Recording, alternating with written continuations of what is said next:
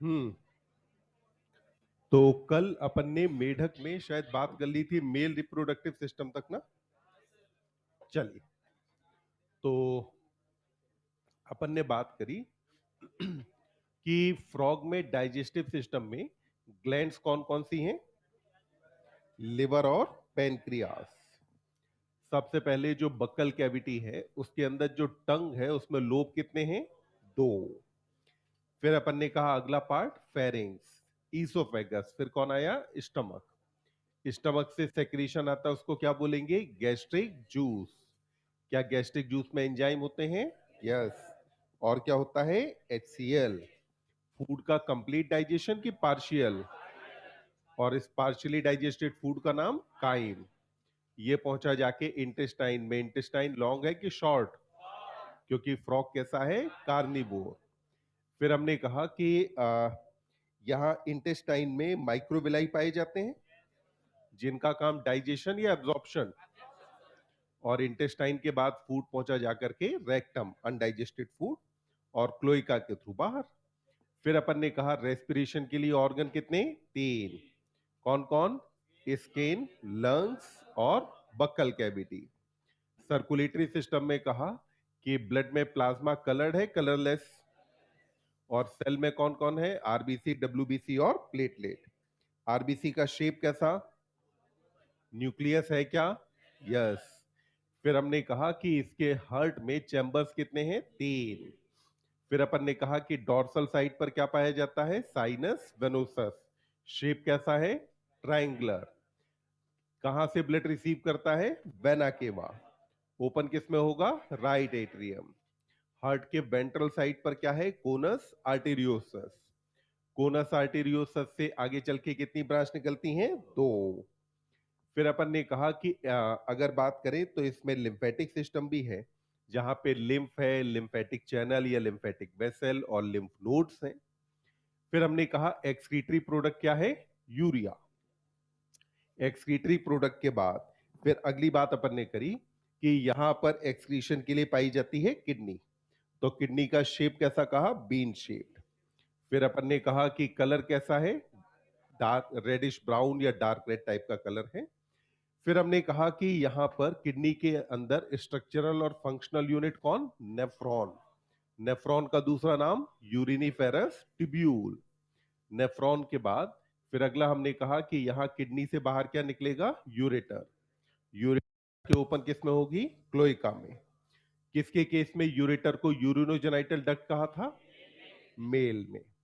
फिर अपन ने कहा कि यहाँ यूरिनरी ब्लैडर भी मौजूद है। फिर अपन ने कहा कि अगर नर्वस सिस्टम में बात करते हैं तो ब्रेन को एनक्लोज कौन करेगा? क्रेनियम। वहीं पर स्पाइनल कॉर्ड को एनक्लोज कौन करता है? Vertebral column. ब्रेन के अंदर तीन पार्ट हैं, फोर ब्रेन, मिड ब्रेन और हाइंड ब्रेन। ऑप्टिक लोब कौन से पार्ट में? और ऑल्फैक्टरी लोब फोर ब्रेन के अंदर। सेंसरी ऑर्गन में हमने कहा कि टच के लिए है सेंसरी पेपिला, टेस्ट के लिए टेस्ट बड और स्मेल के लिए नेसल इपिथीलियम। फिर हमने कहा कि आईज जो पाई जाती हैं, आईज किसके अंदर लोकेटेड है? आई ऑर्बिट्स। और फिर अपन ने कहा कि मौजूद है यहाँ ईयर। ईयर में कितने पार्ट? दो। कौन कौन? इंटरनल और मिडिल ईयर। फिर अपन ने अगली बात करी कि यहाँ पर अगर हम देखें रिप्रोडक्शन में तो मेल के अंदर अपन ने कहा था कि जो टेस्टिस है वो किडनी से किससे जुड़ा है? मीसॉर्कियम। मीसॉर्कियम पेरिटोनियम का सिंगल फोल्ड की डबल? और पेरिटोनियम जो होती है वो क्या है? अपना जैसे सीलोम थी ना, तो सीलोम की इपिथीलियम का नाम होता है पेरिटोनियम। सीलोम की इपिथीलियम को क्या बोलते हैं? पेरिटोनियम। तो वही पेरिटोनियम मौजूद है यहाँ पर टेस्टिस और किडनी के बीच। फिर हमने कहा कि टेस्टिस से बाहर कौन निकलेगा? वासा इफ्रेंशिया। ये किडनी में जाएगी, ओपन कहां होगी? Bidders canal. और बिडर्स कैनाल आगे जाके कहां कंटिन्यू करेगी? यूरेटर। यूरेटर ओपन किसके अंदर होगा? क्लोइका। अब बात करते हैं फीमेल के बारे में। तो अगर अपन देखें फीमेल रिप्रोडक्टिव सिस्टम,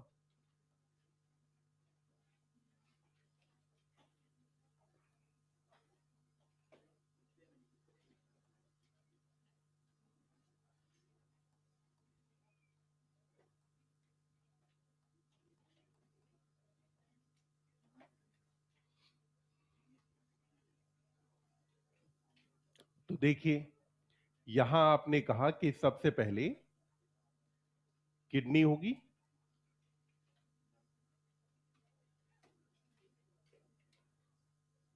और किडनी पे कौन सी ग्लैंड पाई जा रही थी? एड्रीनल ग्लैंड मौजूद थी ना। तो किडनी पे अपन ने कहा कि यहां मौजूद है एक ग्लैंड जिसको अपन ने क्या कहा? Adrenal gland. अब ध्यान दो, मेल के अंदर जो फैट बॉडीज हैं वो कनेक्टेड किससे थे? किडनी की टेस्टिस। अब यहां तो टेस्टिस है नहीं, तो इसलिए फैट बॉडीज कनेक्टेड किसके साथ रहेंगे? किडनी के साथ। तो फीमेल के अंदर fat bodies are connected to kidney. अब यहां किडनी के बाद फिर अपन ने कहा कि यहां पे अगर देखते हैं ओवरी, तो ओवरी स्ट्रक्चरली तो किडनी से जुड़ी है, पर ओवरी का कोई भी फंक्शनल कनेक्शन किडनी के साथ नहीं है। तो क्या स्ट्रक्चरली जुड़ी है? यस। फंक्शनल कनेक्शन नहीं है, इसका मतलब यह हुआ कि जैसे मेल में हमने बात की थी कि मेल के अंदर जो स्पर्म बन रहे थे वो वासा इफ्रेंशिया से होकर के कहां पहुंचे थे? किडनी में। तो मतलब कि किडनी का फंक्शनल कनेक्शन था और मीसोर्कियम था तो स्ट्रक्चरल कनेक्शन भी था। यहां पे केवल स्ट्रक्चरल कनेक्शन होता है और उसको बोलते हैं मीसोवेरियम। हालांकि ये नाम एनसीईआरटी यूज नहीं करती है, ये भी वही पेरिटोनियम का फोल्ड है जो कि ओवरी को अपनी जगह पर बनाए रखेगा। तो हमने कहा सबसे पहले यहां पर ये हो गई वन पेयर ऑफ ओवरी। अब अपन ने कहा कि यहां पे जो किडनी है, किडनी से बाहर कौन आएगा? यूरेटर। तो देखिए यूरेटर बाहर आए, यूरेटर केवल क्या कैरी करते हैं? यूरिन। फीमेल के अंदर यूरेटर केवल क्या कैरी करेगा? यूरिन कैरी करता है। क्या ये ओवम कैरी करेगा? नहीं। इसीलिए फीमेल के अंदर यूरेटर को अपन यूरिनोजेनाइटल डक्ट नहीं कहते। ये आगे जाकर के ओपन किसके अंदर होने वाला है? क्लोइका में। तो ये ओपन हुआ क्लोइका के अंदर, और क्लोइका की ओपनिंग का नाम क्या है? Cloacal aperture. इसी क्लोइका के साथ अपन ने कहा कि वेंट्रल साइड की तरफ अटैच्ड कौन होता है? Urinary bladder. तो ये कौन आया? यूरिनरी ब्लैडर है। अब यहां देखिए ओवरी से ओवम कैसे आएगा? तो ओवम लाने के लिए यहां पर यह है ओविडक्ट। क्या मौजूद है? ओविडक्ट। मतलब कि ओविडक्ट यहां पे सेपरेट है, और ये जो ओविडक्ट है ये सेपरेटली जाकर के ओपन किसके अंदर होती है? क्लोइका में। तो ये हुआ ओविडक्ट जो जाकर के ओपन कहां होने वाला है? क्लोइका के अंदर। तो क्या ओविडक्ट यहां पर केवल ओवम लेकर के जाती है या ओवम और यूरिन दोनों? केवल क्या लेकर के जाती है? ओवम। मतलब कि फीमेल के अंदर अगर बात करें तो यूरिनोजेनाइटल डक्ट जैसी कोई चीज पाई नहीं जाती। तो ओवरी के बाद ये क्या हो गया? ओविडक्ट है। अब इधर देखो, इसका नाम बोलो क्या है? Fat bodies. ये कौन हुआ यहां पर? किडनी। किडनी में जो ग्लैंड मौजूद है इसका नाम एड्रीनल।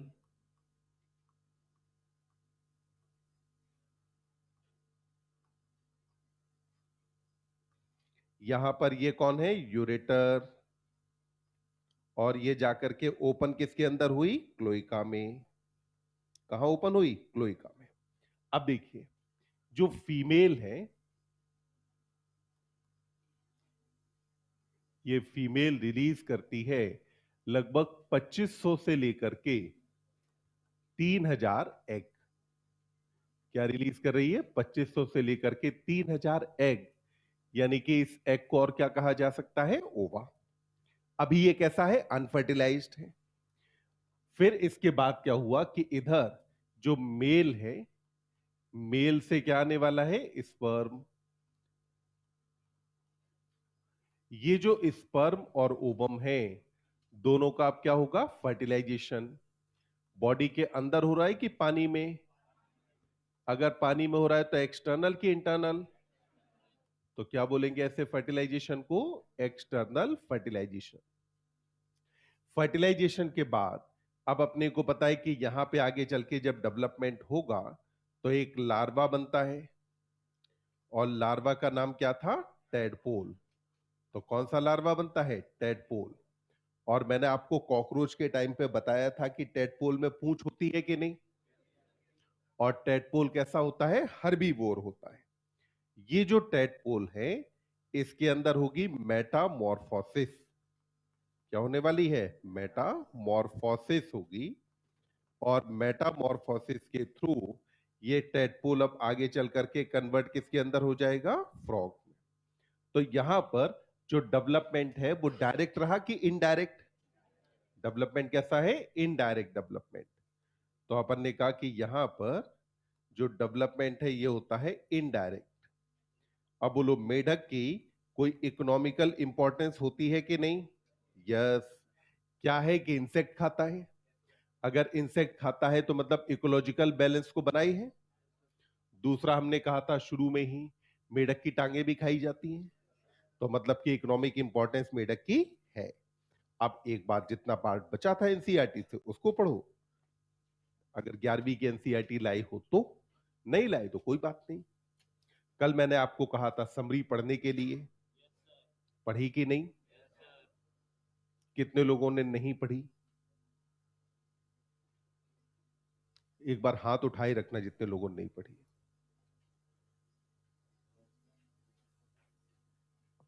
पढ़ी तुमने? तुमने? खड़े हो जाओ। बताओ समरी में कहां गड़बड़ थी? कुछ तो गड़बड़ थी। गड़बड़ नहीं है? और किसी को समरी में कुछ गड़बड़ लगा?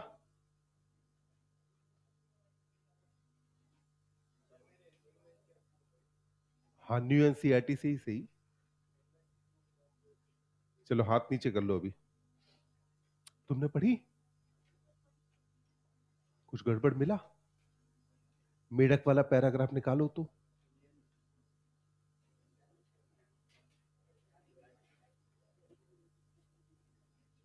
क्या मेढक वाले पैराग्राफ में सिंगल सर्कुलेशन नहीं लिखा? लिखा है ना? तो सही है कि गलत? बोलो, सिंगल सर्कुलेशन सही हुआ कि गलत? गलत है ना? तो तुम्हें कहीं नहीं दिखाई दिया? दिखना चाहिए ना? तो सिंगल की जगह यहां करो इनकम्प्लीट डबल। समरी में जो लिखा है सिंगल, इसको कर दीजिए इनकम्प्लीट डबल।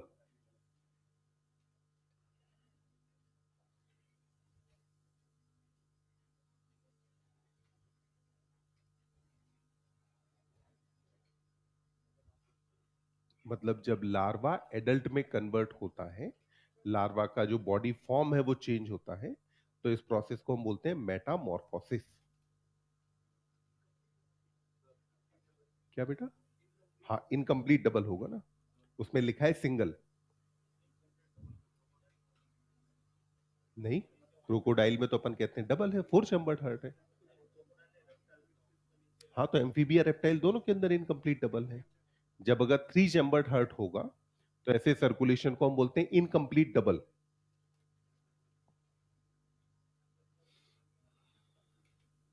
हाँ, क्योंकि इसके बाद जो बॉडी फ्लूइड सर्कुलेशन है वहां एनसीईआरटी ने मेन टेक्स्ट में समझाया है। तो एनसीईआरटी ने समझाया तभी मैंने ये करेक्शन कराया है। अगर और कहीं एनसीईआरटी नहीं बताया होता, या ऐसी कुछ जगह आएंगी जहां एनसीईआरटी टेक्निकली गलत है, पर मैं पढ़ाऊंगा वही जो एनसीईआरटी ने कहा है।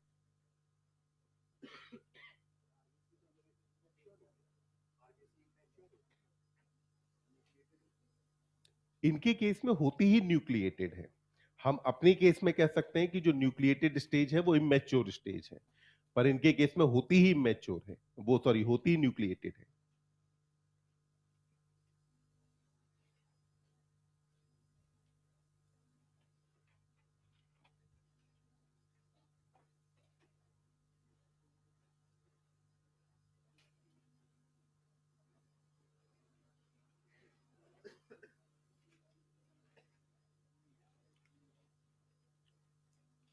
बढ़े आगे। मतलब कि जब अगर लार्वा पाया जाए, या अगर जो यंग वन है वो एडल्ट जैसा नहीं दिखाई देता है, तो ऐसे डेवलपमेंट को हम बोलते हैं इनडायरेक्ट।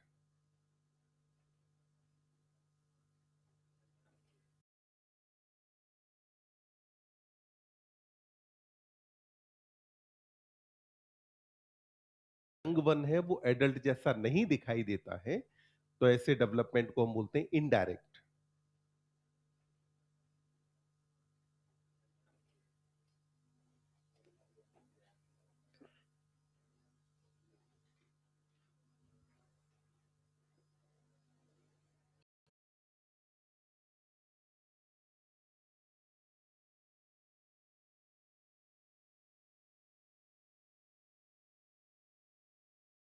जो यंग वन है वो एडल्ट जैसा नहीं दिखाई देता है, तो ऐसे डेवलपमेंट को हम बोलते हैं इनडायरेक्ट।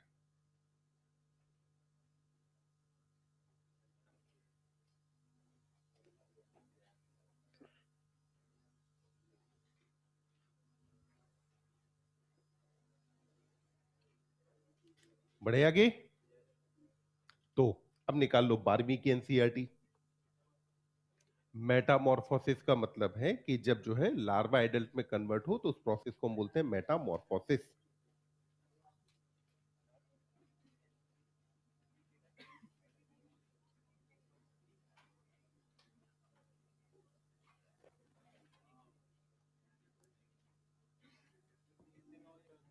तो देखिए, अब अपने को बात करनी है एवोल्यूशन के बारे में, और ध्यान देंगे खूब अच्छे से, क्योंकि एनसीईआरटी ने सबसे ज्यादा गड़बड़ अगर कहीं लिखने में करी है तो वो यही चैप्टर है, जिसमें आपको जो छोर ढूंढे नहीं मिलेंगे कि एनसीईआरटी ने कहां छोड़ा और फिर कहां शुरू किया।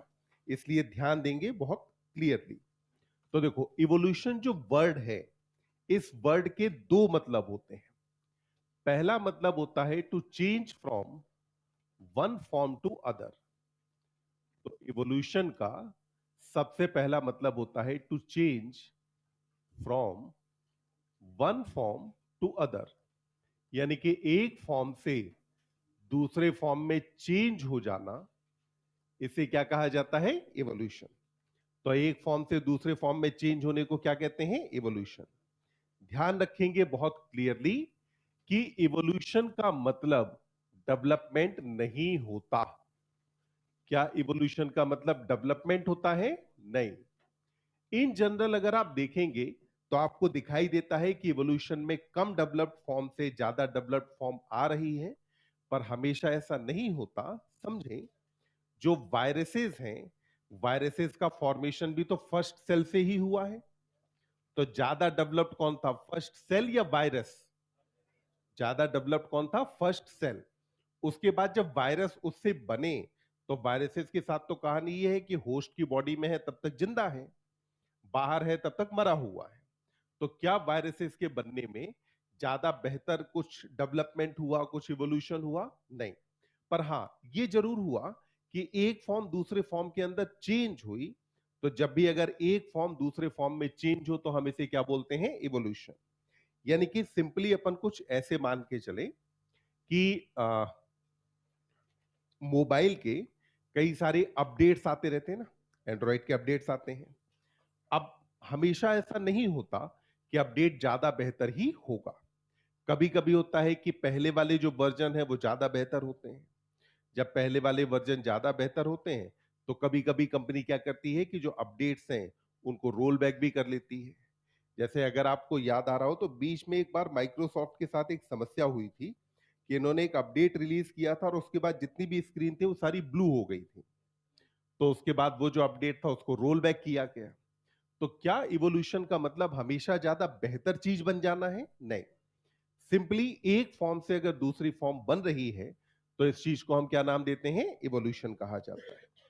इवोल्यूशन वर्ड का एक मतलब और भी होता है। इसका मतलब होता है टू अनरोल और टू अनफोल्ड। अनरोल करना या फिर अनफोल्ड करना, यह भी इवोल्यूशन वर्ड का लिटरली एक दूसरा मतलब है। अब अनरोल या अनफोल्ड का मतलब क्या? तो पहले के समय पे जो राजा महाराजा मान लो एक दूसरे को चिट्ठी लिखते थे। पहले फोन तो थे नहीं, चिट्ठी लिखी जाती थी ना, और पेपर भी तब तक नहीं था। तो कपड़े वगैरह पे लिखी जाती थी, कपड़े पे या जो है पेड़ों की छाल पे। और फिर उसके बाद उसे रोल करके अपने एक मैसेंजर को दे देते थे, जा कबूतर जा। ठीक। तो वो जो मैसेंजर था वो उस मैसेज को लेके जाता था। अब उस मैसेज को अगर आपको पढ़ना है तो उस चिट्ठी को अनरोल या अनफोल्ड करना पड़ेगा ना। ऐसे ही हमारी धरती पे, इस पूरे यूनिवर्स में अब तक जो कुछ भी हुआ, उस सब के बारे में इंफॉर्मेशन अवेलेबल है। हमें केवल उस इंफॉर्मेशन को क्या करना है, अनफोल्ड करना है, अनरोल करना है। जैसे हमने जो इंफॉर्मेशन अनरोल या अनफोल्ड करी, कि हम पहले ये मानते थे कि हम आज जहां रहते हैं, हमारे पूर्वज हमेशा से यही रहते रहे। धीमे धीमे करके इंफॉर्मेशन अनफोल्ड हुई कि भैया आज तुम जहां भी रहते हो, तुम्हारे पूर्वज तो अफ्रीका में रहते थे। बाद में हमें समझ में आया ना कि तुम्हारे जो पूर्वज थे आज आप धरती पे कहीं भी हैं, पर आपके जो पूर्वज हैं वो रहे कहां थे, अफ्रीका में। ये बात हमें किससे पता चली, इवोल्यूशन की वजह से ही पता चली ना। तो अपन ने कहा इवोल्यूशन वर्ड के मतलब होते हैं दो। अब यहां इवोल्यूशन के बारे में स्टडी करने वाली ब्रांच ऑफ बायोलॉजी को कहा जाता है इवोल्यूशनरी बायोलॉजी। तो इवोल्यूशन के बारे में स्टडी करने वाली ब्रांच ऑफ बायोलॉजी को क्या कहा जाता है, इवोल्यूशनरी बायोलॉजी कहा जाता है। तो बोलो, इवोल्यूशनरी बायोलॉजी के अंदर स्टडी किसकी करने वाले हैं, इवोल्यूशन के बारे में। इवोल्यूशनरी बायोलॉजी है क्या, तो ये अपन ने कहा कि यह है study of history of life forms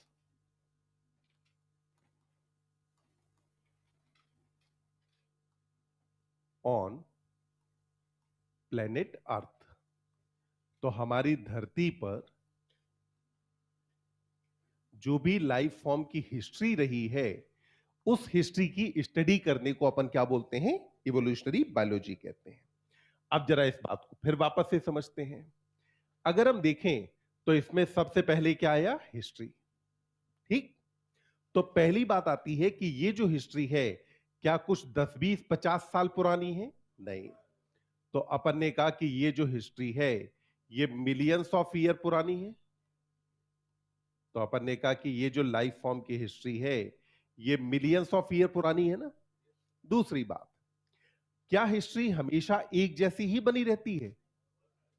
अगर मान लो कोई भी इवेंट एक जैसा ही बना रहे, उसमें कहीं कोई परिवर्तन आए ही ना, तो क्या उसे कभी हिस्ट्री कहा जाएगा, नहीं। तो हिस्ट्री का मतलब है एक जैसे बना रहना या चेंज होना। तो अपन ने कहा हिस्ट्री वर्ड का मतलब है यहां पर कि जो लाइफ फॉर्म है, क्या ये लाइफ फॉर्म एक जैसे ही रहे हैं, नहीं। तो अपन ने कहा कि यहां पर क्या आते रहे हैं, चेंजेस। तो हिस्ट्री का दूसरा मतलब हुआ चेंजेस। अब ये पूरी हिस्ट्री आप देख किसकी रहे हैं, तो आपने कहा हिस्ट्री हम किसकी देख रहे हैं साहब, लाइफ फॉर्म की। जब मैं अगर बात करता हूं लाइफ फॉर्म, तो लाइफ फॉर्म की जो डाइवर्सिटी है, उसके लिए आपके पास बेटा वर्ड आते हैं दो। एक वर्ड आता है फ्लोरा और दूसरा वर्ड क्या आता है, फौना। फ्लोरा होता है प्लांट की डाइवर्सिटी और फौना मतलब क्या है, एनिमल डाइवर्सिटी। तो फ्लोरा किसे कहा जाता है, प्लांट डाइवर्सिटी को। भाई यही जो फ्लोरा और फौना है, यही तो मिलकर के आपका पूरा लाइफ फॉर्म बनाते हैं। तो अपन ने कहा कि फौना मतलब होता है एनिमल डाइवर्सिटी। तो इसी को क्या कहा जाता है, एनिमल डाइवर्सिटी कहा जाता है। ये जो स्टडी करनी है आपकी लाइफ फॉर्म की, वो लाइफ फॉर्म की स्टडी आपको करनी कहां है, प्लेनेट अर्थ पर। आप ध्यान दें, आपको चेंजेस समझने से पहले यह समझना जरूरी है कि ओरिजिन कैसे हुआ। भाई अगर मैं बात करूं कि अगर मेरे को बात करनी है इवोल्यूशन के बारे में, मैं किसकी बात करना चाहता हूं, इवोल्यूशन के बारे में। तो अब आप कहानी समझें। मान लो इस पेन का भी तो अपना एक इवोल्यूशन रहा होगा ना। ये पेन हमेशा से ऐसा ही तो नहीं था, इवोल्यूशन हुआ होगा। हो सकता है पहले के कुछ और बनाए गए, बाद में कुछ और चेंज लेकर के आए। जैसे कि फॉर एग्जांपल अगर हम बात करें, तो हम अपने आईपैड वगैरह में जो पेंसिल यूज करते हैं वो चार्ज करनी पड़ती है। वहीं पे ये जो पेन है, इसे चार्ज करने की जरूरत नहीं होती। ठीक। तो मतलब कि इसके अंदर भी क्या हुआ, इवोल्यूशन हुआ। पर आप इसका इवोल्यूशन समझें उससे पहले आपके लिए जरूरी है कि आप इसका ओरिजिन तो समझो कि ये आया कहां से, इसको कब बनाया गया, इसको इन्वेंट कब किया गया। तो आपको सबसे पहले क्या जरूरत है समझने की, कि इवोल्यूशन से पहले आप समझिए ओरिजिन ऑफ लाइफ। उससे पहले क्या समझना पड़ेगा? Origin of life. अब ये जो लाइफ है, ये लाइफ है कहां? धरती पे। लाइफ कहां है? धरती पे है। तो अपन ने कहा कि लाइफ कहां है? अर्थ पे है। तो आपको नहीं लगता कि ओरिजिन ऑफ लाइफ समझने से पहले आपको ओरिजिन ऑफ अर्थ पता होना चाहिए? हमारी जो अर्थ है पूरे यूनिवर्स में अकेली तो नहीं है, हमारा अपना सोलर सिस्टम है। हमारे सोलर सिस्टम का ओरिजिन कैसे हुआ वो हमें पता हो। हमारा जो सोलर सिस्टम है वो हिस्सा है हमारी गैलेक्सी का, यानी कि मिल्की वे का।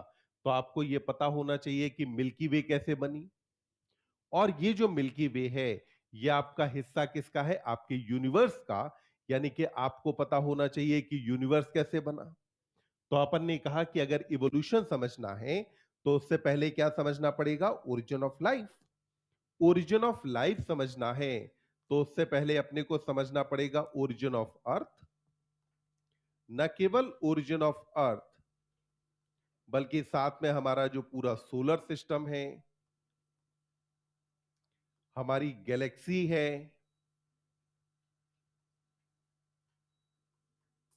और जो हमारा यूनिवर्स है। और जो हमारा क्या है? यूनिवर्स। तो मतलब कि आपको इससे पहले समझना पड़ेगा कि अपना अर्थ, सोलर सिस्टम, यूनिवर्स सब कुछ कैसे बना। मतलब आप कहानी को समझो। क्या आप इवोल्यूशन ऑफ लाइफ फॉर्म को एक सेपरेट, अपन कहें कि आइडेंटिटी की तरह या एक सेपरेट कंसेप्ट की तरह समझ सकते हैं? नहीं। क्योंकि जब लाइफ फॉर्म का इवोल्यूशन हो रहा था तब कहीं ना कहीं बैकग्राउंड में अर्थ का इवोल्यूशन भी तो चल रहा था। अर्थ हमेशा से तो ऐसी नहीं रही है। तो मतलब कि एक तरफ अगर आप देखें तो लाइफ फॉर्म का इवोल्यूशन हो रहा था, और बैकग्राउंड में अगर आप देखें तो अर्थ का इवोल्यूशन हो रहा था। जब अर्थ का इवोल्यूशन हो रहा था तो क्या उस टाइम पे यूनिवर्स का इवोल्यूशन नहीं हो रहा था? यूनिवर्स का भी इवोल्यूशन हो रहा था।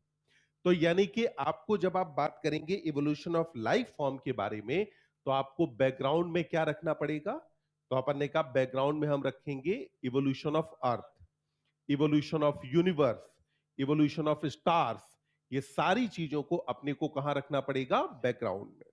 तो सबसे पहले इवोल्यूशन वर्ड के मतलब कितने हैं? दो। पहला मतलब क्या है? एक फॉर्म से दूसरे फॉर्म में चेंज हो जाना। क्या डेवलपमेंट या बेटरमेंट का मतलब इवोल्यूशन होता है? नहीं। दूसरा हमने कहा कि अनरोल या अनफोल्ड करना। इवोल्यूशन के बारे में स्टडी करने वाली ब्रांच ऑफ बायोलॉजी का नाम इवोल्यूशनरी बायोलॉजी। इवोल्यूशनरी बायोलॉजी में क्या स्टडी करेंगे? History of life form. क्या ये हिस्ट्री कुछ 100 साल पुरानी है? नहीं, मिलियंस ऑफ ईयर पुरानी है। फिर आपने कहा अगर हिस्ट्री है तो हमेशा से एक जैसी बनी रही है कि चेंज हुआ है? आपने कहा कि जो लाइफ फॉर्म है उसका मतलब है फ्लोरा एंड फौना। जितना डाइवर्सिटी है उसमें आप एनिमल डाइवर्सिटी को बोलते हैं फ्लोरा, सॉरी फौना। इसके अलावा अगर हम बात करें चाहे प्लांट हो चाहे बैक्टीरिया हो, इन सब की डाइवर्सिटी को मिला करके अपन क्या नाम देते हैं? फ्लोरा नाम देते हैं। तो आपको फ्लोरा एंड फौना की स्टडी करनी पड़ेगी। और इससे पहले कि आप इवोल्यूशन की स्टडी करें उससे पहले आपको पता होना चाहिए कि ओरिजिन कैसे हुआ था। ओरिजिन ऑफ लाइफ आप समझें उससे पहले आपको पता होना चाहिए कि अर्थ का ओरिजिन कैसे हुआ, यूनिवर्स का ओरिजिन कैसे हुआ।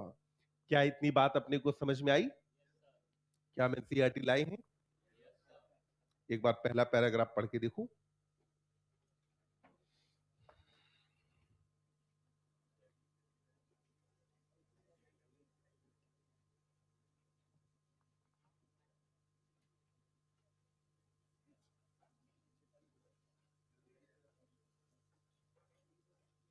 कितने लोग नहीं लाए एनसीईआरटी? घोर पाप है। हाँ, अगले जन्म में छछूंदर का जन्म मिलेगा तुम्हें।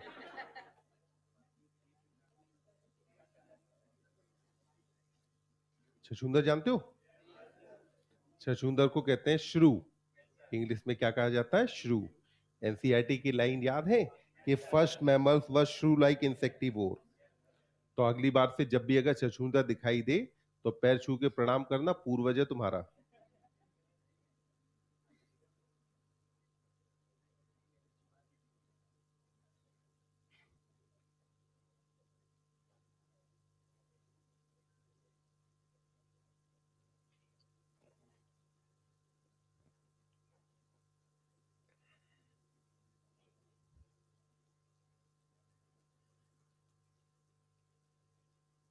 क्या हमने पहला पैराग्राफ पढ़ा? बात समझ में आई? अब जरा फिर से ध्यान दें।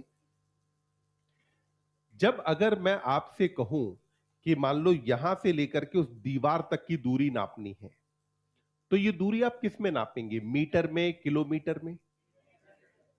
और वहीं अगर मैं कहूं कि यहां से कोटा रेलवे स्टेशन तक की दूरी नापनी है, तो किस? किलोमीटर में।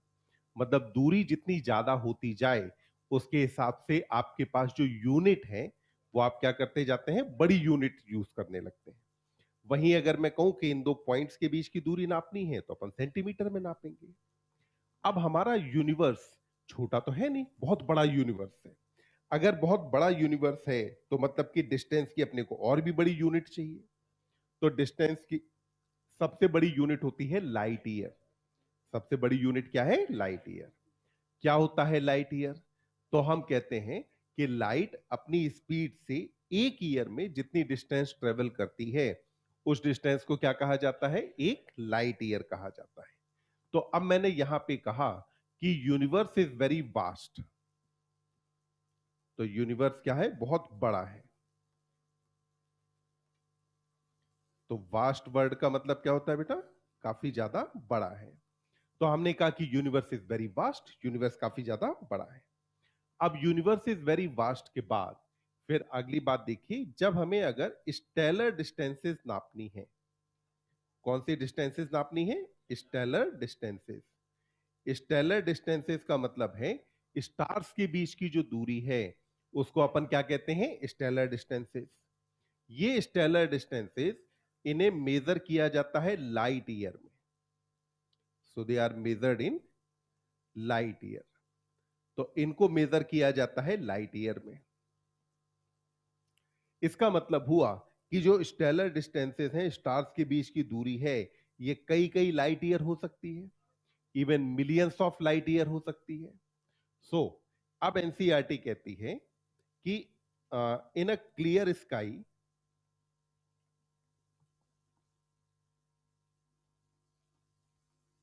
when you look at stars,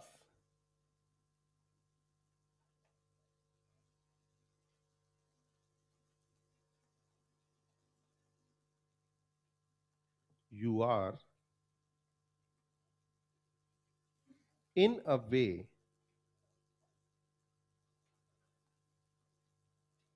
peeping into the past.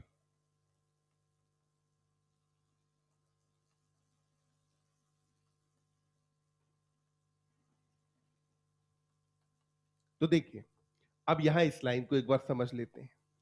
अगर हम पूरे यूनिवर्स के कंपैरिजन में देखें, तो यह कहा जाता है कि हमारी जो अर्थ है, वो सिर्फ एक स्पेक, यानी कि एक धूल के कण के बराबर है। मतलब आप पूरे यूनिवर्स को, कुछ आप मान लो कि ये पूरे फुटबॉल के साइज का है। तो इस यूनिवर्स के कंपैरिजन में अगर आप अर्थ को देखते हैं, तो अर्थ केवल क्या है? एक धूल के कण के बराबर है। इसका मतलब है हमें जो अर्थ बहुत ज्यादा बड़ी दिखाई देती है, उसके कंपैरिजन में यूनिवर्स तो बहुत ज्यादा बड़ा है। अब अगर यूनिवर्स बहुत ज्यादा बड़ा है, तो इसका मतलब हुआ कि जो स्टार्स वगैरह से निकलने वाली लाइट है, उसे एक स्टार से दूसरे स्टार तक पहुंचने में जो टाइम लगता है, वो मिलियंस ऑफ लाइट ईयर का टाइम लग जाता होगा। अब एनसीईआरटी इसमें कहती है कि जब अगर मैं आपको देख रहा हूं या अगर आप मुझे देख रहे हैं, तो लाइट के ट्रेवल करने की स्पीड इतनी ज्यादा है कि हम यहां क्या देख रहे हैं? प्रेजेंट टाइम में सारी चीजें। वहीं पर जब अगर हम किसी स्टार को देखते हैं, जो लेट से हमसे मान लो 50 लाइट ईयर दूर हो। कितने लाइट ईयर दूर है? 50।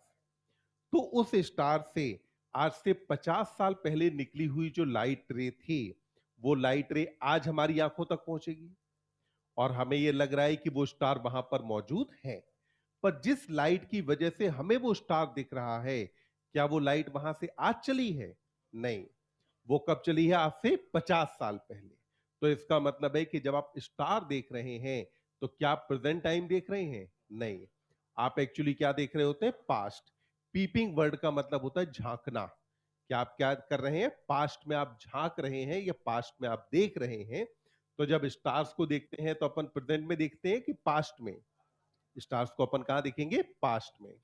तो अब अपने को बात करनी है कि भाई यूनिवर्स वगैरह का फॉर्मेशन कैसे हुआ, क्या हुआ।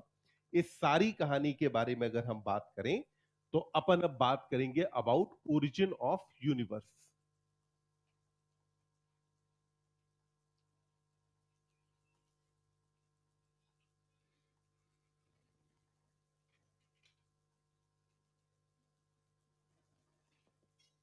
अब देखिए, पहले मैंने कहा कि यह है हमारा प्रिमिटिव यूनिवर्स।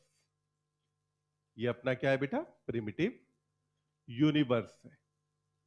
यानी कि आज का यूनिवर्स नहीं है, इससे पहले जो अभी हमें यूनिवर्स दिखता है इसके बनने से पहले वाला जो यूनिवर्स था उसके बारे में देखते हैं।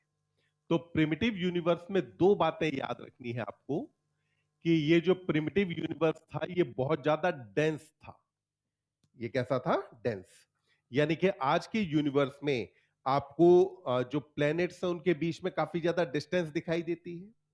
अगर डिस्टेंस दिखाई दे रही है तो आज का यूनिवर्स आपका डेंस है कि एक्सपेंडेड है? कैसा है? एक्सपेंडेड है। दूसरी बात, जो ये प्रिमिटिव यूनिवर्स आपको दिखाई देता है, इस प्रिमिटिव यूनिवर्स का जो टेम्परेचर था ये टेम्परेचर भी बहुत ज्यादा था। तो अपन ने कहा प्रिमिटिव यूनिवर्स के कितने कैरेक्टर? दो।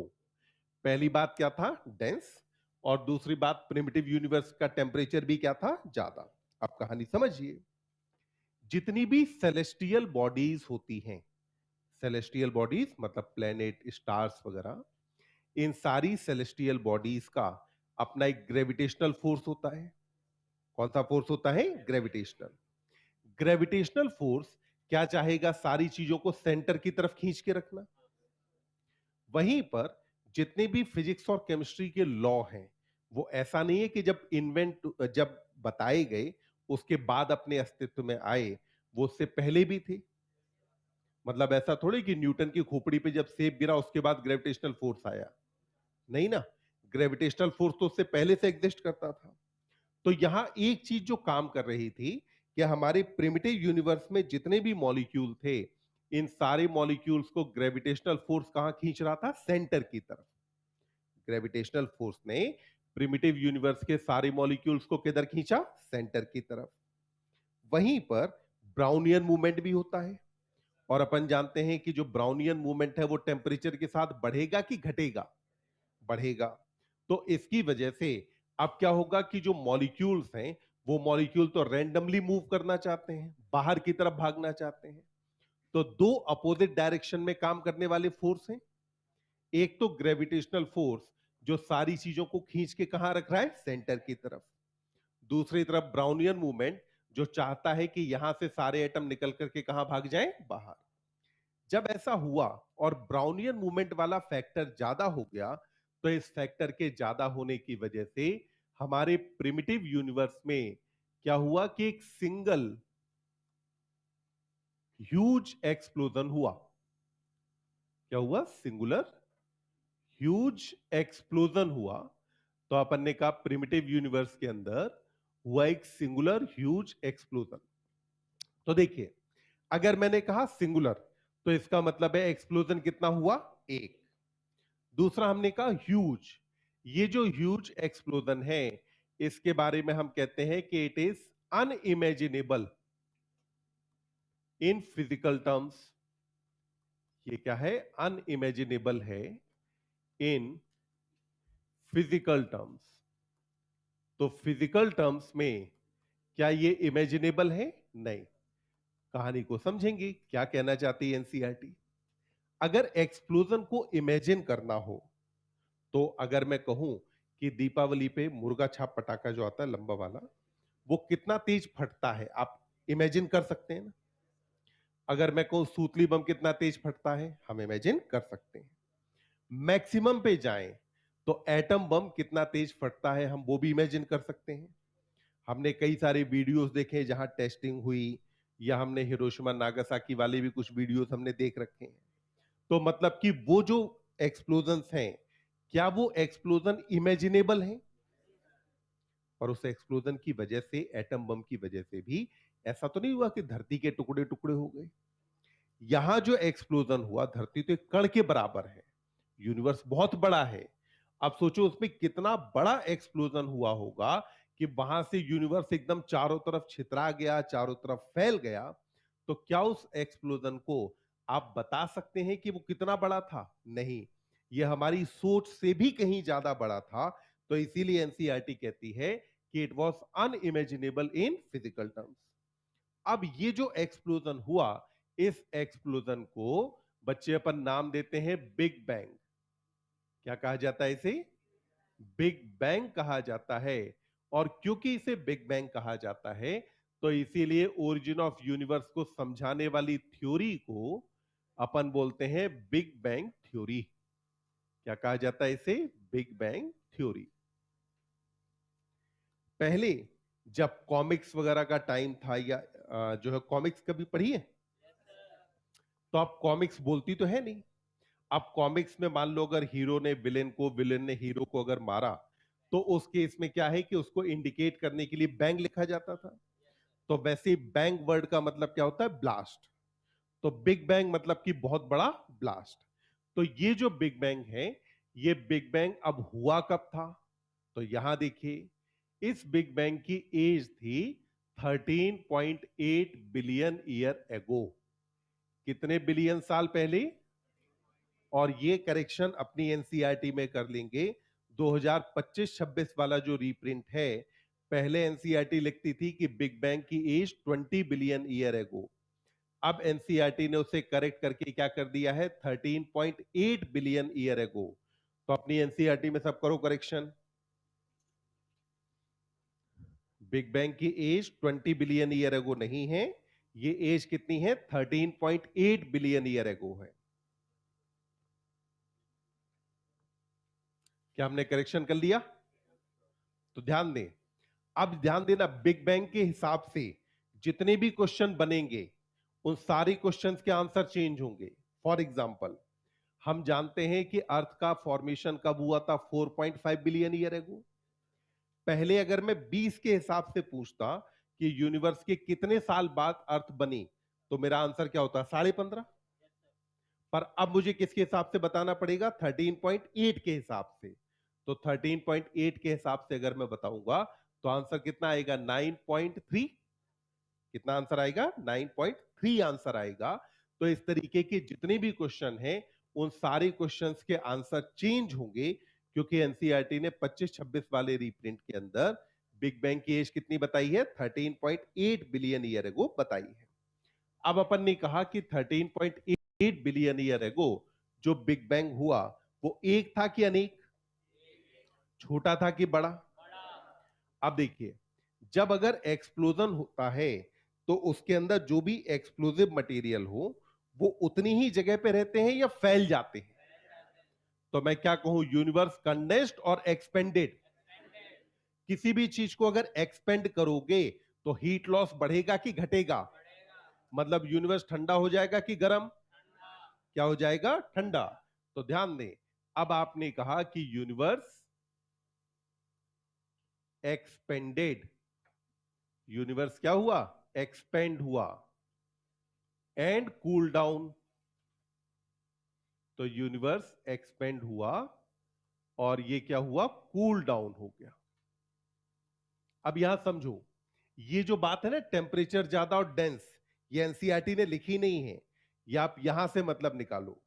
अगर एनसीईआरटी कह रही है कि बिग बैंग के बाद यूनिवर्स एक्सपेंड हुआ, तो उसका मतलब है उससे पहले एक्सपेंड? अगर एक्सपेंड नहीं था, तो मतलब डेंस था। अगर एनसीईआरटी ने कहा कि बिग बैंग के बाद टेम्परेचर कम हुआ, तो इसका मतलब है बिग बैंग से पहले टेम्परेचर ज्यादा था। तो हमने कहा यूनिवर्स एक्सपेंड हुआ और अब यूनिवर्स का टेम्परेचर क्या हो गया? कम। जितना बड़ा एक्सप्लोजन, उतने छोटे छोटे टुकड़े होते हैं ना?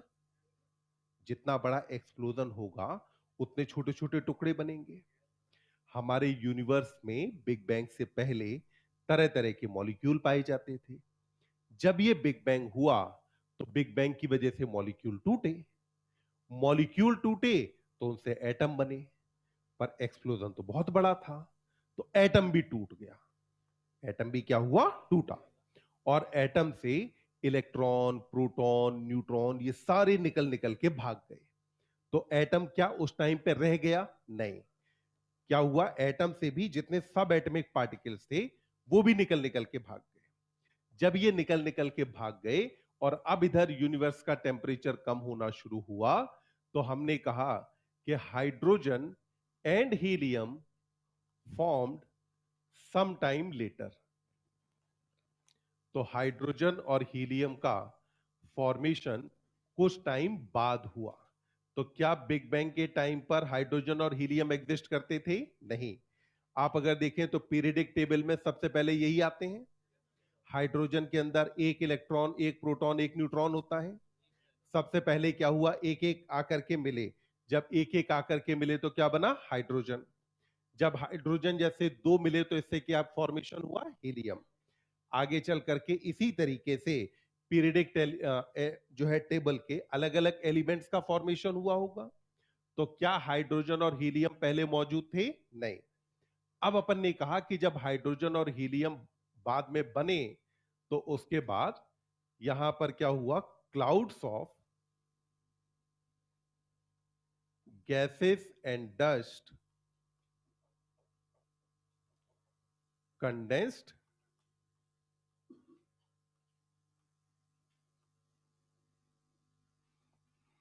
Under gravitation. तो cloud of gases and dust condensed under gravitation. तो ग्रेविटेशन की वजह से जो गैसेस और डस्ट के जो क्लाउड थे वो अब धीमे धीमे क्या होने लगे? कंडेंस होने लगे। जब ये गैसेस और डस्ट के क्लाउड यहां कंडेंस होना शुरू हुए तो इनके कंडेंस होने की वजह से अब यहां फॉर्मेशन किसका हो जाएगा? गैलेक्सीज का। तो फॉर्मेशन किसका हुआ? गैलेक्सीज का। तो अपन ने कहा कि यहां पर गैलेक्सीज बनी और गैलेक्सीज यानी कि प्लैनेट्स भी बने होंगे।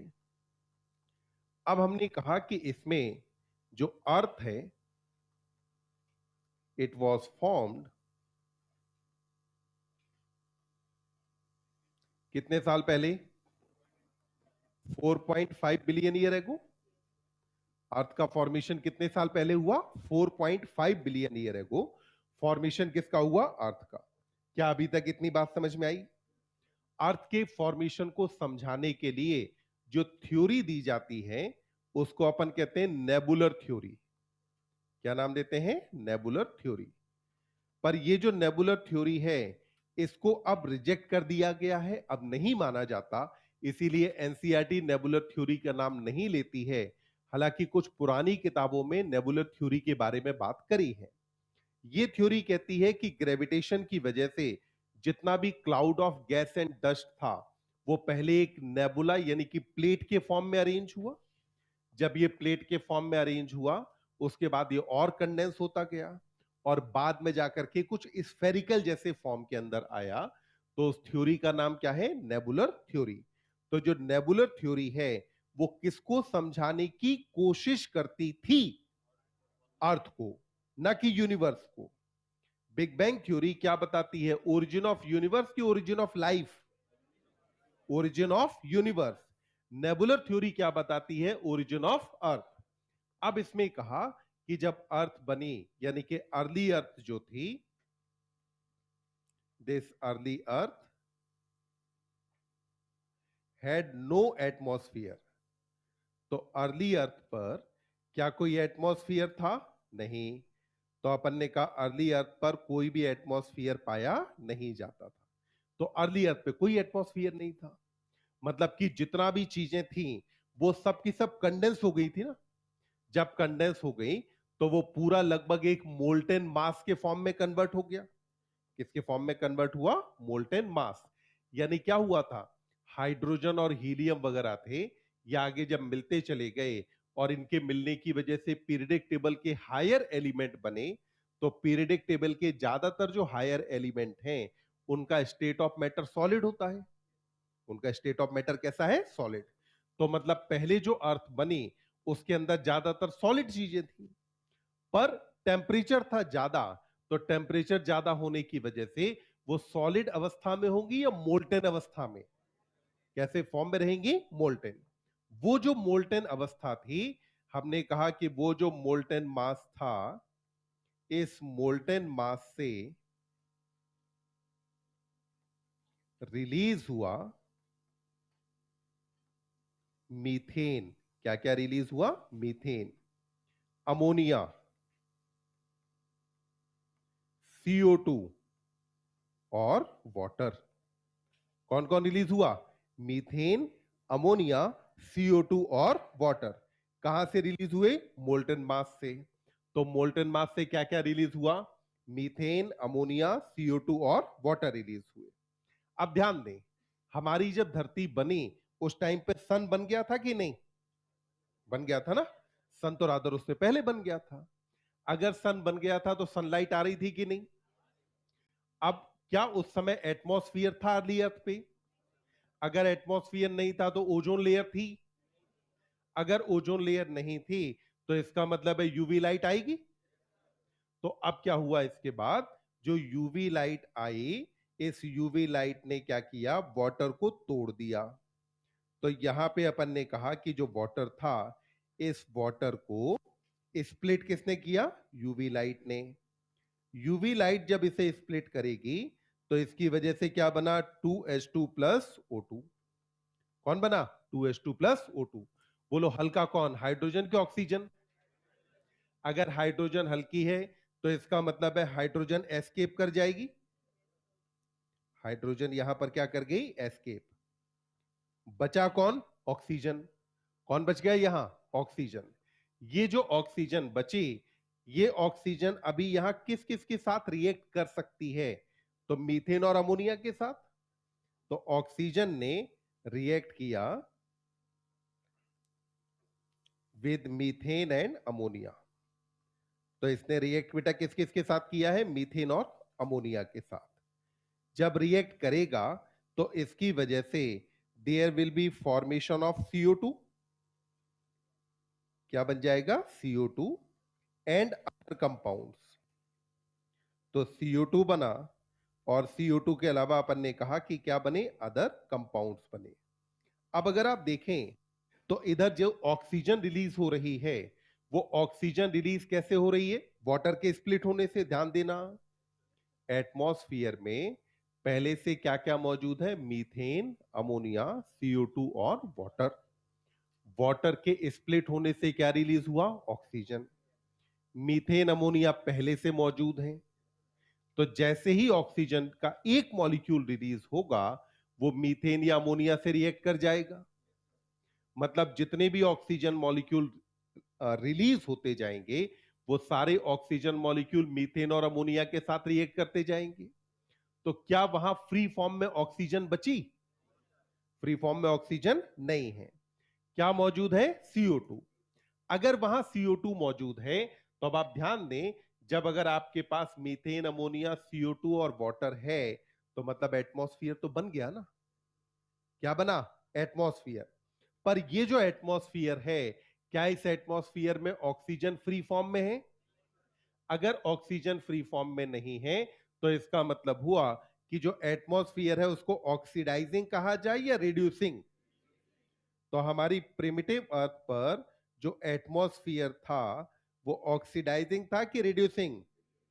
यानी कि अर्थ पे सबसे पहले अवस्था थी जबकि यहां कोई एटमॉस्फेयर नहीं था। जब एटमॉस्फेयर आया तो वो पहले कैसा था? रिड्यूसिंग। क्योंकि उसके अंदर ऑक्सीजन फ्री फॉर्म में अवेलेबल नहीं थी। तो ऑक्सीजन के न होने की वजह से प्रिमिटिव अर्थ का एटमॉस्फेयर कैसा रहा? रिड्यूसिंग। अब इधर क्या हुआ कि ये रिएक्शंस इधर चलती ही रही। अब इधर इन रिएक्शंस के चलते चलते फिर बाद में क्या हुआ कि यहां पर अब फॉर्मेशन हुआ ओजोन लेयर का। अब फॉर्मेशन किसका हुआ? ओजोन लेयर का। तो अपन ने कहा कि यहां पर ओजोन लेयर बनी। हालांकि हम जानते हैं कि ओजोन बहुत ज्यादा स्टेबल नहीं होती। ऑक्सीजन ज्यादा स्टेबल है, ओजोन उतनी ज्यादा स्टेबल नहीं है। तो ओजोन टूटती भी रही, पर ऑक्सीजन से ओजोन बनती भी रही। तो ऑक्सीजन से ओजोन बनती रही, और ओजोन साथ में टूटती रही, बट येट अर्थ पे क्या हुआ, ओजोन लेयर बन गई। जैसे ही ओजोन लेयर बनी, तो ओजोन लेयर के बनते ही क्या अब अर्थ पे यूवी लाइट आएगी, तो क्या वाटर टूटेगा? तो अगर वाटर टूटेगा नहीं तो वाटर इकट्ठा रह जाएगा ना। तो इस वजह से अब हमने कहा कि temperature of earth came down. अब इसके बाद क्या हुआ, टेम्परेचर ऑफ अर्थ समय के साथ कम होता गया ना। तो अपन ने कहा कि अर्थ का जो टेम्परेचर है इट केम डाउन। तो अर्थ का टेम्परेचर क्या हुआ, कम हो गया। जब ये अर्थ का टेम्परेचर कम हुआ, तो अर्थ का टेम्परेचर कम होने के बाद अब यहां जो वाटर था, क्योंकि अब स्प्लिट नहीं हो रहा था, तो अपन ने कहा वाटर फेल एज रेन। अब ये वाटर किसके फॉर्म में बरसने लगेगा, बारिश के फॉर्म में। जब तक अर्थ का टेम्परेचर 100 डिग्री से ऊपर था, वाटर को कंडेंस होने का मौका ही नहीं मिला। जब टेम्परेचर 100 से कम आया, तो वाटर कंडेंस हुआ, और वाटर कंडेंस होकर बारिश के फॉर्म में बरसने लगा। जब ये बारिश के फॉर्म में बरसने लगा, तो इसी से फॉर्मेशन किसका हुआ, प्रिमिटिव ओशियंस बने। इसी से अब बेटा फॉर्मेशन किसका हुआ, प्रिमिटिव ओशियंस का। तो अपन ने कहा कि यहां पर जब ये वाटर रेन की तरह बरसा, तो इसके बरसने की वजह से क्या बन गए, यहां पर ओशियंस बन गई। और यही ओशियंस थे जिनके अंदर ओरिजिन ऑफ लाइफ हुआ। इन्हीं ओशियंस के अंदर क्या हुआ, ओरिजिन ऑफ लाइफ। तो जो ओरिजिन ऑफ लाइफ वाला हेडिंग एनसीईआरटी ने दी है, वहां से लेकर के बिग बैंग थ्योरी वाला जो पैराग्राफ है, वहां तक एक बार पढ़ो।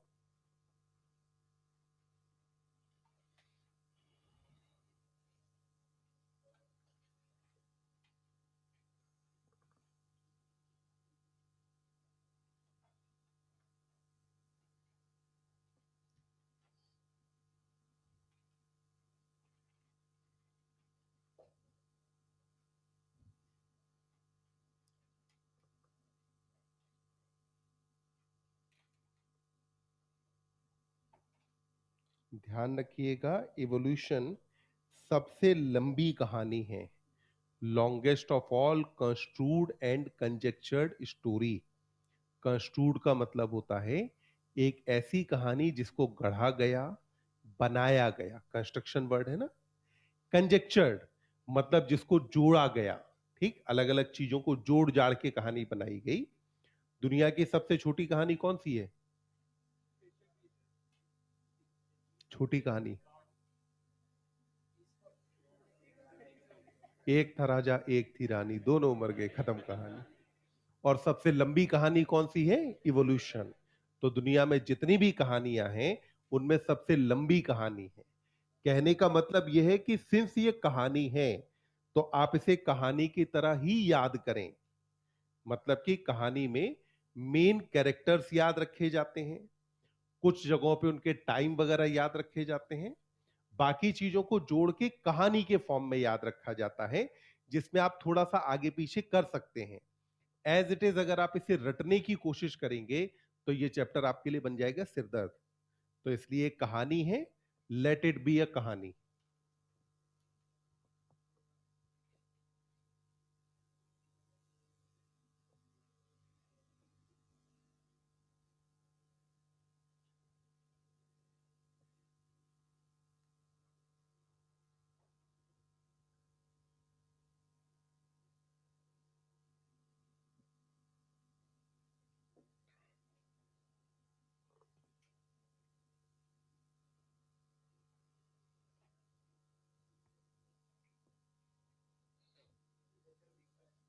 क्या बेटा?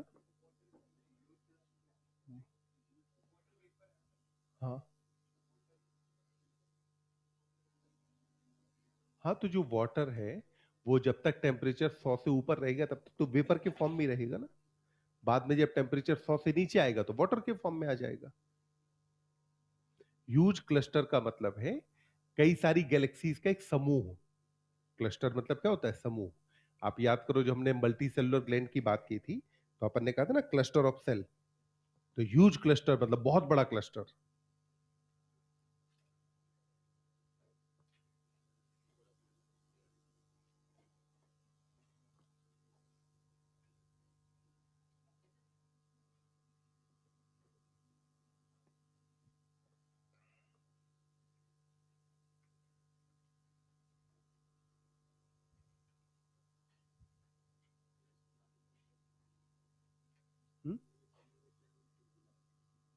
इसको पढ़ने में पता नहीं, मुझे तो बहुत बढ़िया लगता है इसको पढ़ना।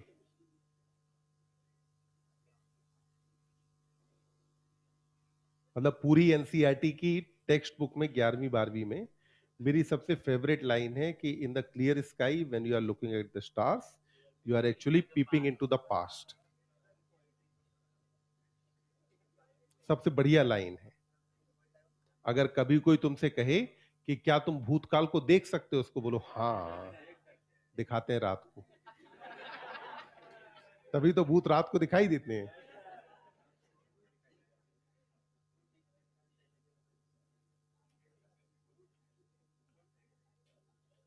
हमने पढ़ा।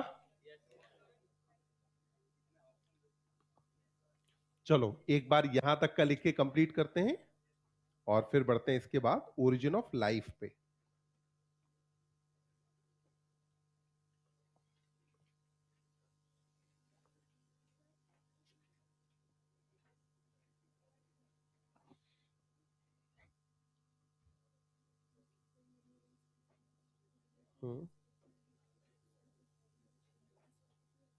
यहां इसका मतलब ये है, वास्ट मतलब बड़ा, मतलब यूनिवर्स बड़ा है रिलेटिवली स्पीकिंग। यानी कि यूनिवर्स से अगर आप रिलेट करें, कंपेयर करें, तो अर्थ एक स्पेक यानी कि कण के बराबर है। तो जो हमने एग्जांपल लिया था ना कि यूनिवर्स को आप मान लो एक फुटबॉल, तो उस फुटबॉल पे लगा हुआ एक धूल का कण जो है वो हमारी अर्थ है। तो मतलब वो धूल का कण ज्यादा बड़ा है कि फुटबॉल? तो मतलब यूनिवर्स बड़ा है। यूनिवर्स के कंपैरिजन में अगर आप देखेंगे तो ही तो वो धूल का कण छोटा है। अगर आप अकेले उस धूल के कण को देखो, उससे आप फुटबॉल से कंपेयर न करो, तो कोई चीज छोटी या बड़ी नहीं है। जैसे अगर मैं तुम दोनों में कंपैरिजन करूं, अगर मैं कंपैरिजन ना करूं तो क्या तुम लंबी हो या तुम्हारी हाइट कम है? नहीं ना। वो चीज कब आती है? जब आप कंपैरिजन करेंगे तब।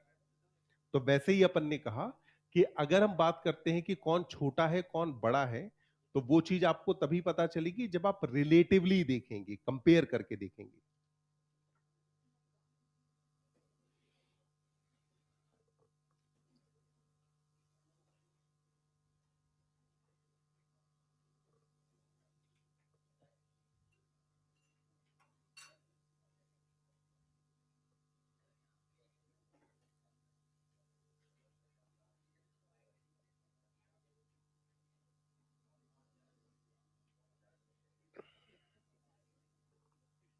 अदर कंपाउंड इसलिए क्योंकि यहां पे क्या होगा, अमोनिया में नाइट्रोजन भी है ना, तो मतलब नाइट्रोजन वाले कंपाउंड भी बनेंगे।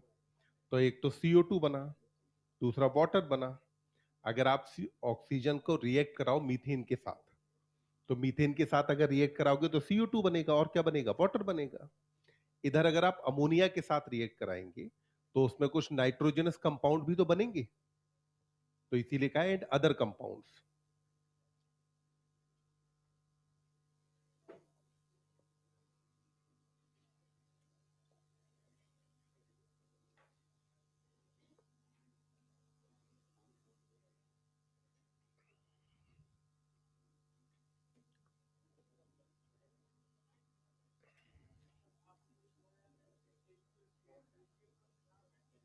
एस्केप मतलब एटमॉस्फियर में, एस्केप मतलब एटमॉस्फियर में चला गया, वो फिर धरती की सतह पे नहीं रहा।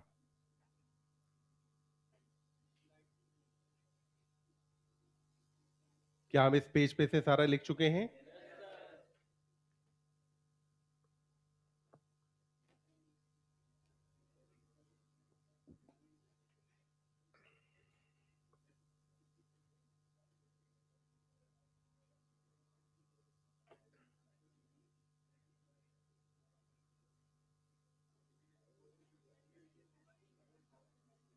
वो तो 4.5 तो अपने आप में एक अलग नंबर है ना। वो नंबर किसी के अकॉर्डिंग थोड़ी चलता है। नंबर किसी के अकॉर्डिंग थोड़ी होता है। नंबर अपने आप में एक एब्सोल्यूट वैल्यू है। तो वो 4.5 आपने कहा कि आज से 4.5 बिलियन साल पहले अर्थ का फॉर्मेशन हुआ। वो मैंने ये कहा था कि अगर कंपेयर कराया जाए कि यूनिवर्स के बनने के कितने साल बाद बना, तो पहले हम 20 में से 4.5 माइनस करते थे, अब हम 13.8 में से माइनस करेंगे।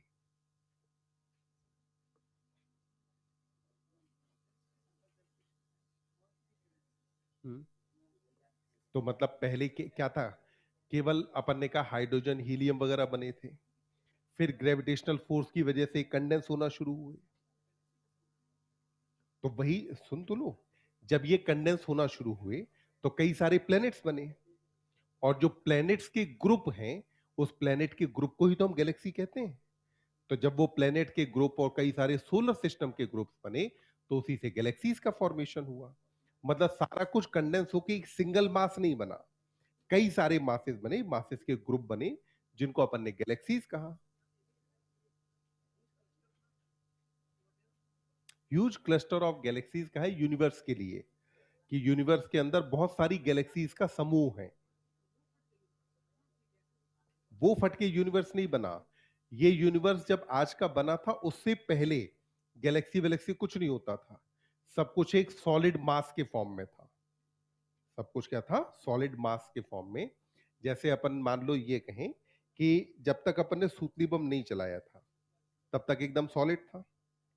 चलाया तो उसके बाद कुछ धागे वहां मिलेंगे, कुछ वहां मिलेंगे, कुछ यहां मिलेंगे, है ना। तो ऐसे यूनिवर्स क्या हुआ, एक्सपेंड हुआ। जब ये एक्सपेंड हुआ तो कुछ मास वहां गया, कुछ इधर गया, कुछ इधर गया, पर जो मास गया वो सॉलिड नहीं था, क्योंकि आपने कहा हाइड्रोजन और हीलियम बाद में बना है। मतलब यहां कौन गए, सब एटमिक पार्टिकल्स गए। वो सब एटमिक पार्टिकल्स से यहां वाले इधर इकट्ठे हुए, वहां वाले उधर इकट्ठे हुए, तो ऐसे करके कई सारी गैलेक्सीज का समूह बना, जिसको मिला करके हम यूनिवर्स कहते हैं।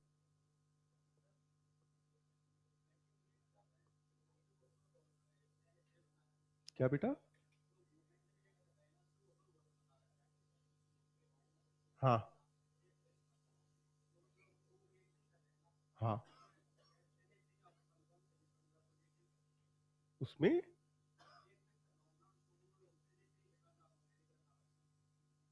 मतलब मैं नहीं समझा।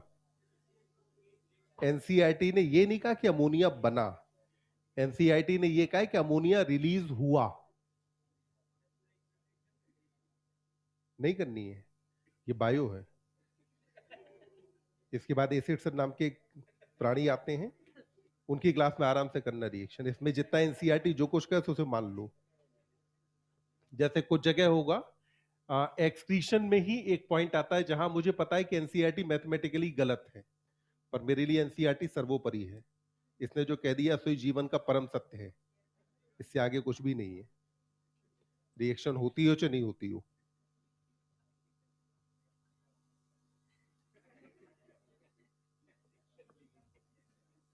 एसिड सर,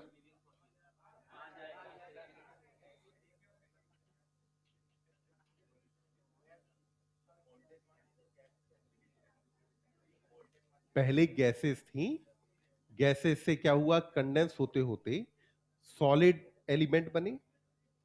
सॉलिड एलिमेंट्स का तब टेम्परेचर ज्यादा था, तो टेम्परेचर ज्यादा था तो वो क्या रहेगा, मोल्टन मास के फॉर्म में होगा। जैसे लोहा है नॉर्मल टेम्परेचर पे सॉलिड है, अगर अपन टेम्परेचर बढ़ा दें तो पिघल जाएगा ना। तो वैसे मोल्टन मास के फॉर्म में था, और उसमें बहुत सारे एलिमेंट थे। इन एलिमेंट्स के बीच में रिएक्शन भी होती होगी, जब रिएक्शन हुई तो उससे गैसेस रिलीज हुई। आगे बढ़े, चलिए। अब देखो, एक बार अपन ने कहा था कि अपने को पूरी कहानी के बैकग्राउंड में क्या चाहिए था, कि ओरिजिन ऑफ यूनिवर्स कैसे हुआ। जब हमें समझ में आता है कि ओरिजिन ऑफ यूनिवर्स कैसे हुआ, तो अब बात करते हैं अबाउट ओरिजिन ऑफ लाइफ। आप किसके बारे में बात करेंगे, ओरिजिन ऑफ लाइफ के बारे में, कि हमारी धरती पे लाइफ आई कैसे। ठीक, क्योंकि ये बात तो तय है कि धरती पे हमेशा से लाइफ नहीं थी, तो मतलब कि धरती पे लाइफ आई है। अब ये लाइफ का ओरिजिन हुआ कैसे, इसे समझाने के लिए अलग अलग थ्योरीज दी जाती हैं। पहले को हम बोलते हैं थ्योरी ऑफ ए बायोजेनेसिस। क्या कहा जाता है, थ्योरी ऑफ ए बायोजेनेसिस कहा जाता है। और इस थ्योरी ऑफ ए बायोजेनेसिस को अपन स्पॉन्टेनियस जनरेशन भी कहते हैं। क्या कहा जाता है इसे, spontaneous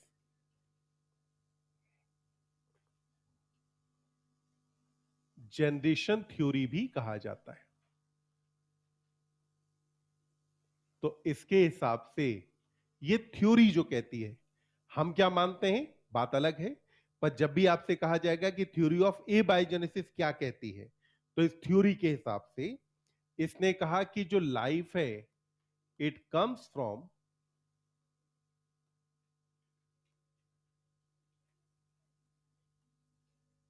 rotten and decaying material.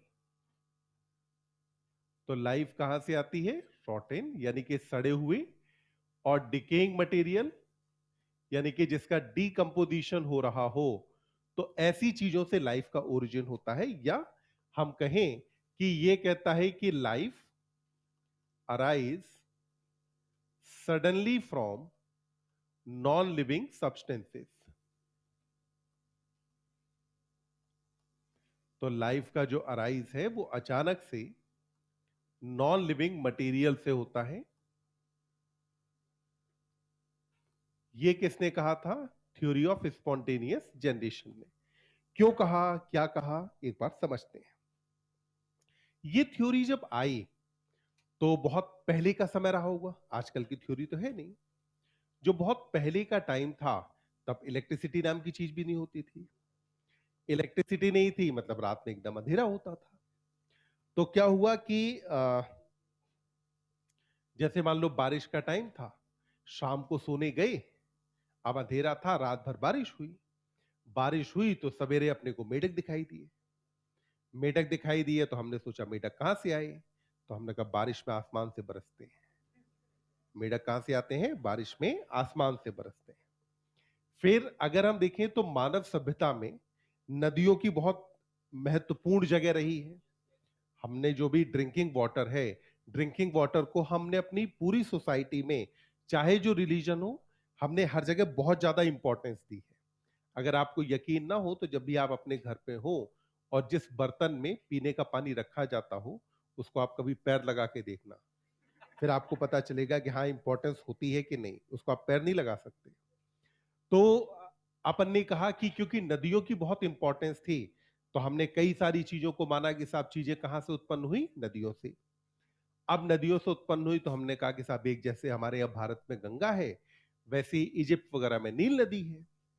तो उन्होंने कहा कि नील नदी में अगर घोड़े की पूंछ का बाल गिर जाए तो उससे सांप बन जाता है, अगर पेड़ की पत्ती गिर जाए तो उससे मछली बन जाती है। पहले की थ्योरीज थी। इवन एक साइंटिस्ट हुए जिनका नाम था वॉन हेलमोंट। क्या नाम था? Von Helmont.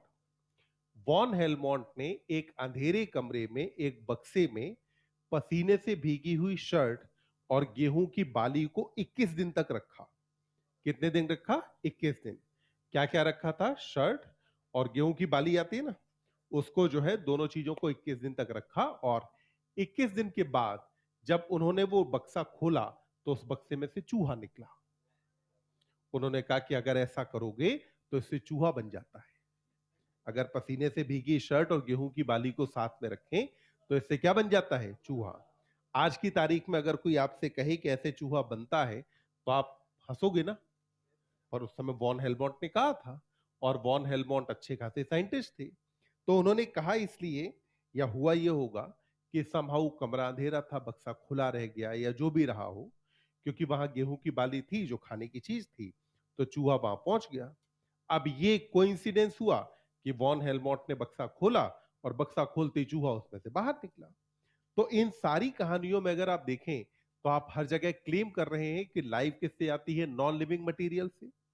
ऐसे ही हमने देखा कि बारिश के टाइम पर अगर बने हुए सूप को, सब्जी को, दूध को, किसी भी चीज को अगर बाहर छोड़ दिया जाए और छोड़ने के बाद वो अगर खराब हो जाए, तो जब खराब हुई तो मतलब कि अब एक बार आपने उसे जब पका दिया तो उसके बाद अब तो वो नॉन लिविंग मटेरियल है ना। जब वो खराब होता है तो उसमें से देखा गया कि सब मक्खी वक्खी उसमें से वहां दिखाई दी। तो उसमें माना गया कि ये जो सारी चीजें हैं, इन सारे नॉन लिविंग मटेरियल से फॉर्मेशन किसका हो रहा है? लाइफ का। अब ये जो थ्योरी ऑफ ए बायोजेनेसिस है, इसे आगे चल करके रिजेक्ट कर दिया लुइस पास्चर ने। रिजेक्ट करने वाले साइंटिस्ट का नाम क्या था? लुइस पास्चर साहब थे। तो लुइस पास्चर साहब ने रिजेक्ट किया था। तो रिजेक्ट करने वाले कौन? Louis Pasteur. इन्होंने क्या किया था कि लुईस पाश्चर ने एक फ्लास्क लिया, रादर दो फ्लास्क लिए। एक फ्लास्क जिसको खुला छोड़ा और एक फ्लास्क की नेक को इन्होंने एस शेप में मोड़ दिया था। तो फ्लास्क इन्होंने कितने लिए? दो। और ये जो फ्लास्क थे, इन फ्लास्क के अंदर इन्होंने भरा किल्ड यीस्ट। क्या भरा? Killed yeast. किल्ड यीस्ट का मतलब है इन्होंने क्या किया, यीस्ट को लिया और यीस्ट का क्या किया, सूप बनाया था। यीस्ट का क्या बना दिया? सूप। मतलब यीस्ट को लिया, पानी में बॉईल किया। भाई यीस्ट मतलब कि पहले तो उसके अंदर लाइफ थी, जब बॉईल कर दिया तो बॉईल करने के बाद अब वो कैसा हो गया? Non living. अब इस सूप को इन्होंने क्या किया, इस वाले फ्लास्क के अंदर भी भरा और इस वाले फ्लास्क में भी भरा। अब आप कहोगे कि अगर एस शेप की नेक का फ्लास्क था तो इसमें भरा कैसे होगा? तो पहले फ्लास्क सिंपल सा ही था, बाद में इसकी नेक को गर्म करके एस शेप में मोड़ दिया गया। तो इसके अंदर जब इन्होंने भरा और इसके बाद जो एस शेप वाला फ्लास्क था, इस फ्लास्क की नेक पे इन्होंने यहां लगा दी कॉटन। क्या लगा दी इसके अंदर? कॉटन, जिससे बाहर की एयर इसके अंदर एंटर न करे। अब कुछ दिन बाद इन्होंने ऐसा पाया कि यहां पर इन्हें फ्लाइज, मॉस्किटो, लार्वा वगैरह दिखाई दिए। तो इस वाले फ्लास्क में इनको क्या दिखाई दिए बेटा? फ्लाइज, लार्वा वगैरह दिखाई दिए। जबकि वहीं पर जिस फ्लास्क को इन्होंने सील कर दिया था, ये वाला जो फ्लास्क है ये कौन सा है? सील्ड फ्लास्क है। तो जो सील्ड वाला फ्लास्क था, क्या इसके अंदर इन्हें यहां पे कोई लाइफ दिखाई दी? तो इन्हें दिखा कि इसके अंदर कोई भी लाइफ नहीं थी। जब अगर कोई लाइफ नहीं थी तो वहां से लुईस पास्चर साहब ने कहा कि जो लाइफ है वो एक्चुअली किल्ड यीस्ट से नहीं आती। लाइफ कहां से आती है? एयर से। एयर में कई सारे जो है फ्लाइज वगैरह के एग्स मौजूद होते हैं। इन्होंने कहा कि खूब सारे मैगॉट वगैरह होते हैं, लार्वा होते हैं, या अलग अलग स्पोर्स होते हैं। और क्योंकि किल्ड यीस्ट अपने आप में एक न्यूट्रिटिव मीडियम है, तो वो जब इसके संपर्क में आते हैं तो यहां वो अपना न्यूट्रिशन लेते हैं और न्यूट्रिशन लेने के बाद वो बड़े होते हैं, जब आपको दिखाई देते हैं। तो मतलब कि जो लाइफ है वो कहां से आ रही थी? क्या वो किल्ड यीस्ट से आ रही थी? लाइफ कहां से आई? एयर से। लाइफ कहां से आई? एयर से। मतलब कि क्या नॉन लिविंग मटेरियल से लाइफ का फॉर्मेशन हुआ? नहीं।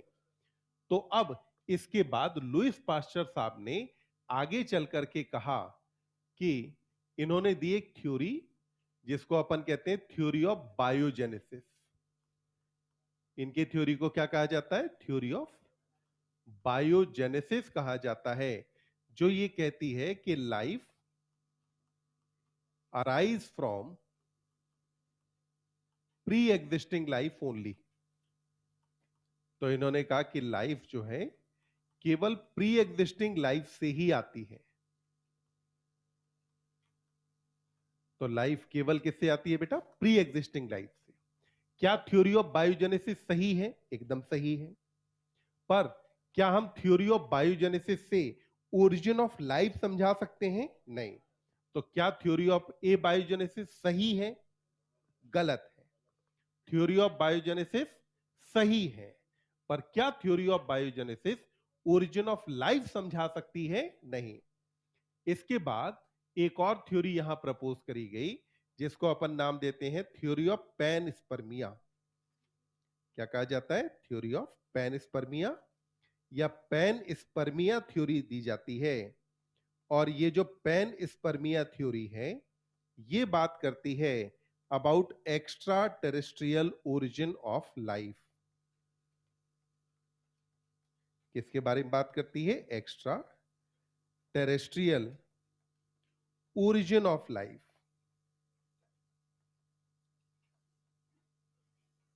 यानी कि ये थ्योरी आपकी कहती है कि life came on earth from other planets.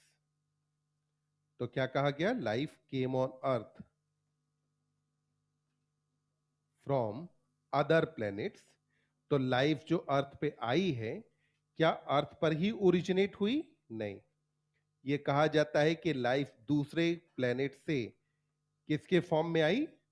तो अपन ने कहा in form of spores and seeds.